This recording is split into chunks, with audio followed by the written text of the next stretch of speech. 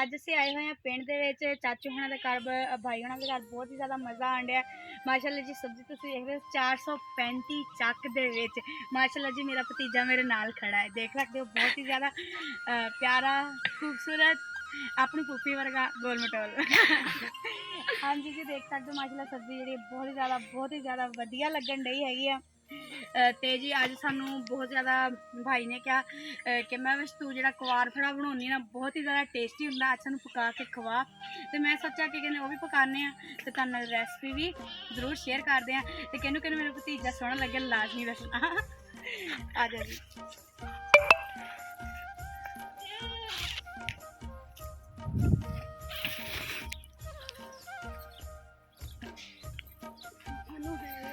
हाँ जी जी, कवार फड़ा कवार गंडल जेड़े जोड़ा गिट्टियां ते स्किन वास्ते बालों वास्ते बहुत ही ज़्यादा मुफीद आ। ते किद्दां पकदा जी, पकण तो पहले उन्हें सब तो पहले वड्डी दा हुंदा वा, ओह वड्डदे हैं। इहदे जी बड़े बड़े पीस जेड़े ओह कट लांगे। बिस्मिल्लाहिर्रहमानिर्रहीम। इनू एवें सीधा ही रखना हैगा, थैले च पा दांगे। बिस्मिल्लाह। बड़े बड़े पीस तुसीं कढ़ लेने आ, ਉਹਦੇ ਵਿੱਚ ਬਾਅਦ ਚ ਗੁੱਦਾ ਕੱਢ ਲਾਂਗੇ। और गुद्दा ਕੱਢਦੇ ਆਂ ਵੀ ਤੁਹਾਨੂੰ ਵਿਖਾਵਾਂਗੇ।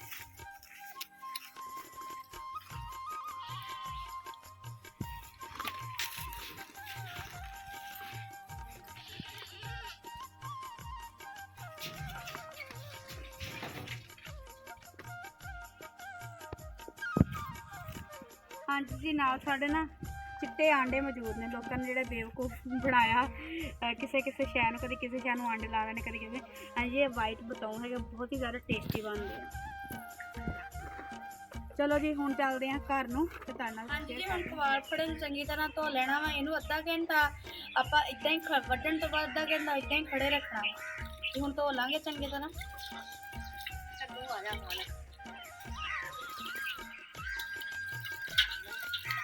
टोकरी च रख लांगे।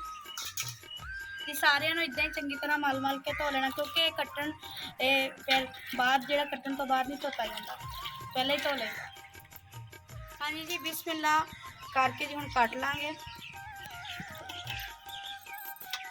ये सिर्फ गुद्दा गुद्दा लेना वा, इधरों कट लाँगे, कंडे ना चुभ जान। इदा करके छिल लाँगे।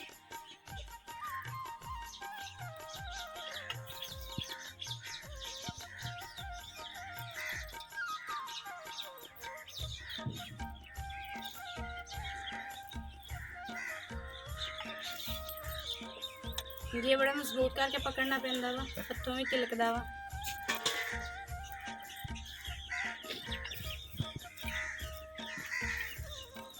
जी इदा करके बरीक बरीक कट लेना, इदा लंबा ही।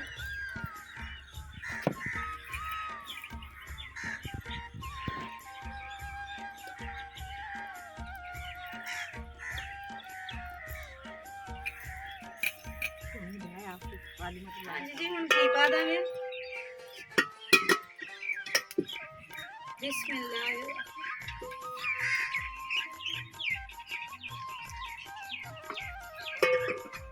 आगे रख देंगे, घी नूं गर्म होने देंगे। हाँ जी घी गर्म हो गया, प्याज पा देंगे। बिस्मिल्लाह।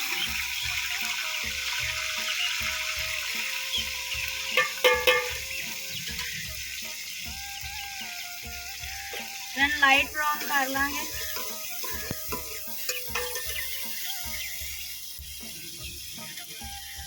अदरक ते लहसुन में कुट लांगे।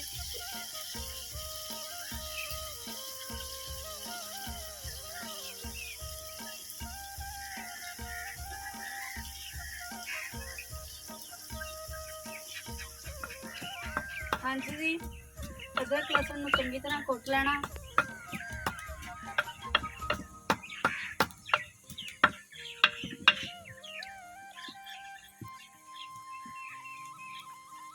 जी हम प्याज भी देख लो ब्राउन हो गया, अदरक लहसुन पा देंगे। बिस्मिल्लाह।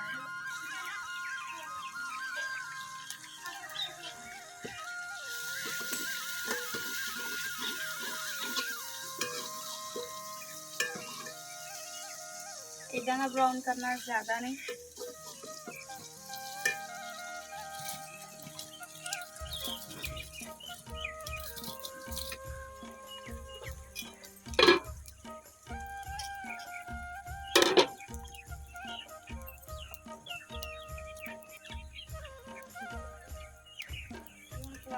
ਪਾ ਦਾਂਗੇ। ਬਿਸਮਿਲ੍ਲਾਹ।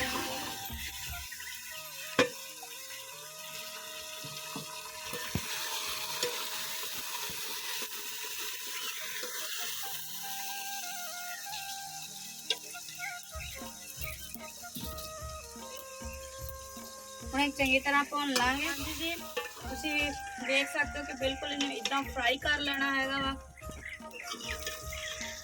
ਇਹ ਬਿਲਕੁਲ ਵੀ ਝਾਲੀਆਂ ਲੇਸ ਨਾ ਰਵੇ, ਘਿਓ ਜਿਹੜਾ ਛੱਡ ਦੇਵੇ, ਥੱਲੇ ਲੱਗਣ ਲੱਗ ਜਾਣ, ਚੰਗੀ ਤਰ੍ਹਾਂ ਬਰਾਊਨ ਭੁੰਨ ਜਾਣ। ਤੇ ਜੀ ਨਮਕ 1 ਚਮਚੀ, ਹਲਦੀ, ਲਾਲ ਮਿਰਚਾਂ 1 ਚਮਚ ਤੇ ਗਰਮ ਮਸਾਲਾ। ਬਿਸਮਿਲ੍ਲਾਹ ਪਾ ਦਾਂਗੇ।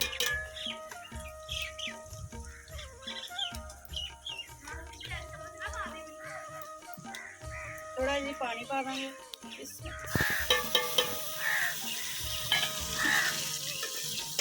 चंगी तरह की भुन देंगे, चंगी तरह की भुनी लगा लैनी है।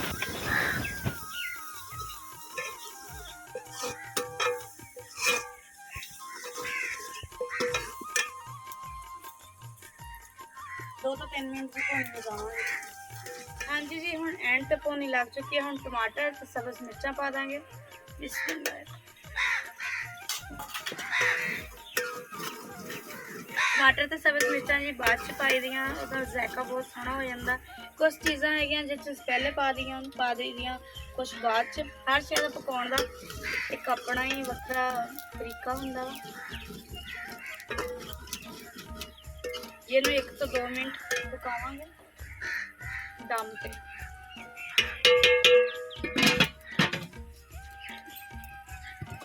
ਲੱਕੜੀਆਂ ਜੀ ਕੱਢ ਲੈਣੀਆਂ।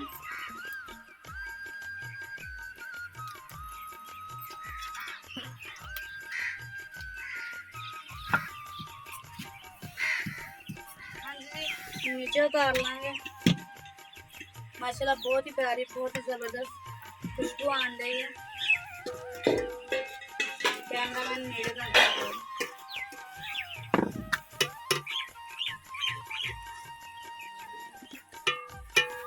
हाँ जी जी, आज का व्लॉग कितना लगे जी जरूर दसना, जरूर फीडबैक देना वा। ये माशाल्लाह बहुत ही चंगा हुंदा वा जोड़ां वास्ते, गिट्टियां वास्ते, मेदे वास्ते, शुगर के मरीज़ों वास्ते। तो वैसे भी ये खाना चाहिए, बहुत ही ज़्यादा ज़बरदस्त ये रेसिपी बनती है। उस तो बाद जिदा भी तुम पसंद करो। ये खोया भी बनता है। इंशाल्लाह तुहाडे लिए वो भी वीडियो लैके आवांगी। ते इस वीडियो नाल जी रब रखा।